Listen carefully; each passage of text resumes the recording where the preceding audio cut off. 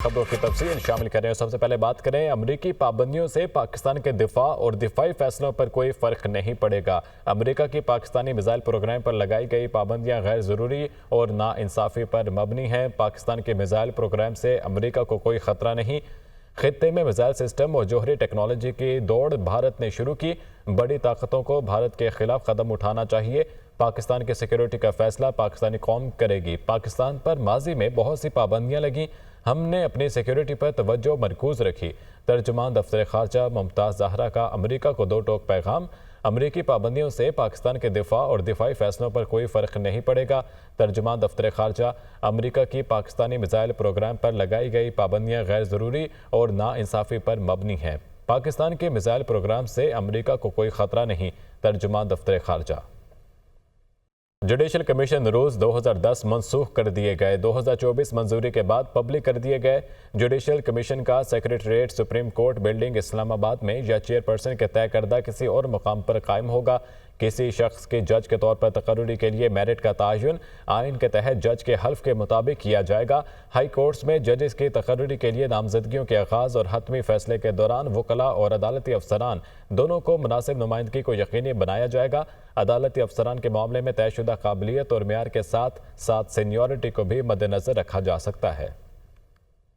सदर ममलिकत आसिफ अली जरदारी से वज़ीर आज़म शहबाज शरीफ के ऐवान सदर में मुलाकात। कानूनी अमूर पर तमाम सियासी स्टेक होल्डर्स की मुशावरत से आगे बढ़ने का फैसला किया। सदर ममलिकत ने वज़ीर आज़म को मुल्क की तरक्की और इस्तेहकाम के लिए ताउन की यकीन दहानी कराई। मुलाकात का तफसीली अहवाल जानते हैं इस्लामाबाद से इस रिपोर्ट में।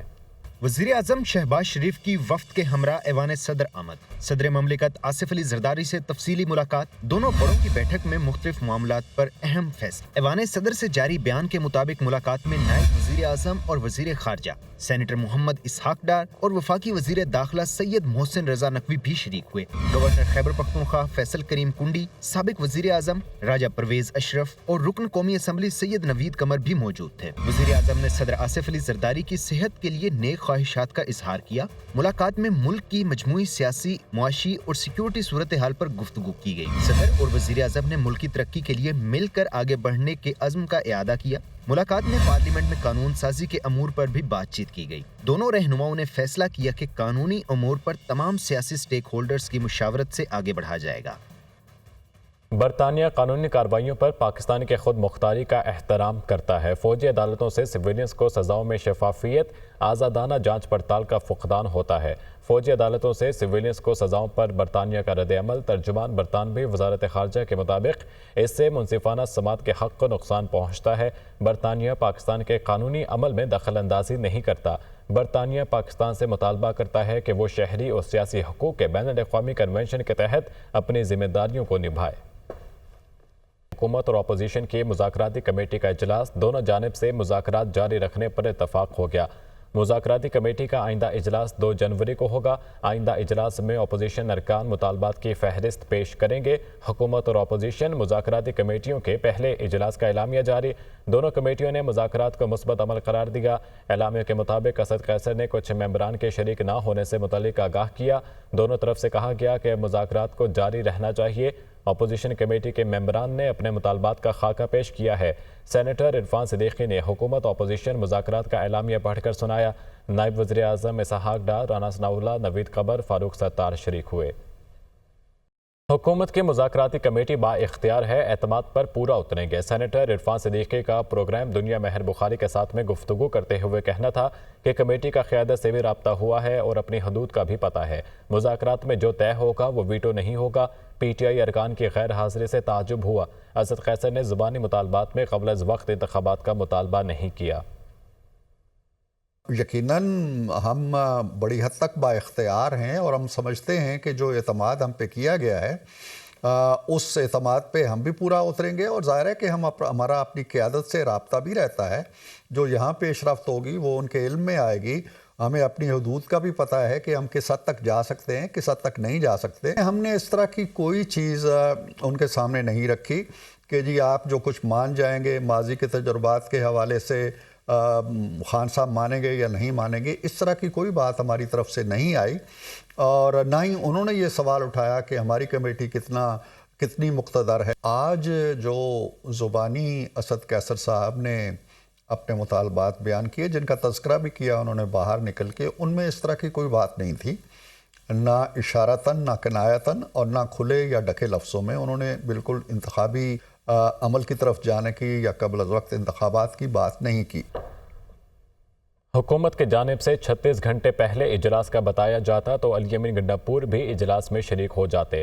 پروگرام دنیا مہر بخاری کے ساتھ میں گفتگو کرتے ہوئے صاحبزادہ حامد رضا نے کہا کہ ہمارے اراکین مصروفیات کی وجہ سے حاصل نہ ہو سکے. اب کمیٹی نہیں چلے گا. 2 جنوری کے بعد بلا تعطل مذاکرات ہوں گے. اگر تو حکومت کی طرف سے ہمیں کوئی 24 گھنٹے 36 گھنٹے پہلے بتایا جاتا تو علی امین صاحب نے بھی آج شامل ہونا تھا. 2 تاریخ سے مذاکرات آنورڈ چلیں گے بغیر کسی تعطل کے.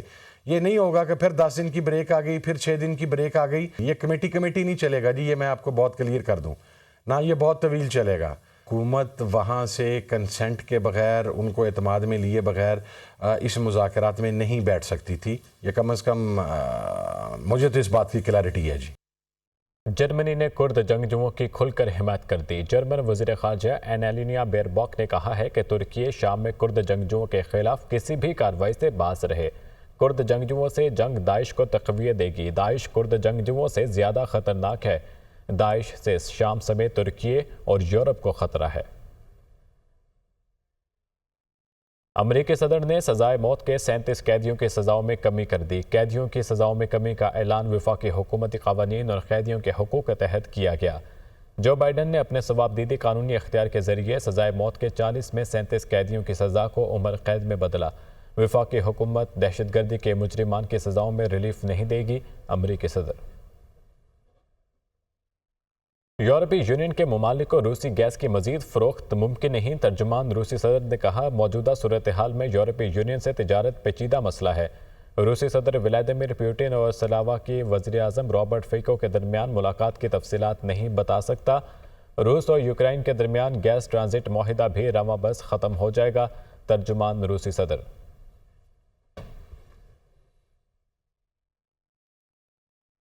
جرمنی کرسمس مارکیٹ حادثے میں ہلاک شہریوں کی یاد میں شمع روشن. متاثرین کی جانب سے شہر میگڈبرگ میں چرچ کے سامنے پھول اور کھلونے پیش. سعودی عرب کا زیر حراست ملزم ڈرائیور کی حوالگی کا مطالبہ. جرمنی نے سعودی حکام کی جانب سے ڈرائیور حوالگی کے مطالبے کی تردید کر دی. بشار الاسد کے اہلیہ اسماء الاسد نے روس میں بشار الاسد سے علیحدگی کی درخواست نہیں کی. ترجمان روسی صدر نے وضاحت دیتے ہوئے کہا ترکی بشار الاسد کے اہلیہ اسماء الاسد کے خلاف جھوٹا پروپیگنڈا کر رہا ہے. روس نے بشار الاسد کو قید تنہائی میں نہیں ڈالا اور نہ ہی اثاثے فریز کیے. بشار الاسد اور اسماء الاسد کے درمیان طلاق کی خبریں بے بنیاد ہیں. عرب و ترک میڈیا جھوٹ پر مبنی خبریں پھیلا رہا ہے. اسرائیل نے ایران کی سرزمین پر اسماعیل ہنیہ کو قتل کیا. عوامی سطح پر پہلی بار اسرائیلی وزیر خارجہ نے اعتراف کر لیا. اسرائیل نے 31 جولائی کے روز سربراہ حماس کو محافظ سمیت گھر کے اندر ٹارگٹ کیا. اسماعیل ہنیہ کو ایرانی صدر مسعود پزشکیان کی تقریب حلف برداری کے موقع پر نشانہ بنایا گیا. اسرائیلی کارٹنز